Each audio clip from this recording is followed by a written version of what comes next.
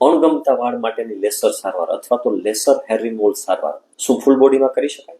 આવો ક્વેશ્ચન ઘણા બધા પૂછતા હોય છે કે શું આ સેફ છે? તો એ બધા ક્વેશ્ચનના આન્સર આ છે કે લેસર હેર રિડક્શન એક ટેકનોલોજી છે.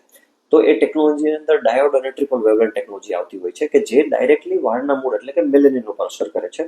તમારી સ્કિનને કંઈ અફેક્ટ નથી કરતો. હા, proper cooling, proper machine, proper technician અને પ્રોપર એમડી સ્કિનની જગ્યાએ આ વસ્તુ કરવી જોઈએ, કોઈ પણ જગ્યાએ ના કરવી જોઈએ. બીજી વસ્તુ કે આખા બોડીની અંદર જે અમે લોકો રેગ્યુલરલી ઓલમોસ્ટ ડેલીના 8 થી 10 લોકોને ફૂલ બોડી હેર રિમૂવલ આપતા હોય છે અને સિન્સ યર્સ છે એ કરતા હોય છે. તો આ ટેકનોલોજી સેફ છે, યુએસએફડી એપ્રુવ છે. જેમ આંખની અંદર લેસર કરાવી શકે એમ રીતે બોડીમાં પણ કરાવી શકે, એની કોઈ નુકસાની હોતી નથી અથવા લોંગ ટર્મ કોઈ ઇફેક્ટ હોતી નથી અને સેફ છે.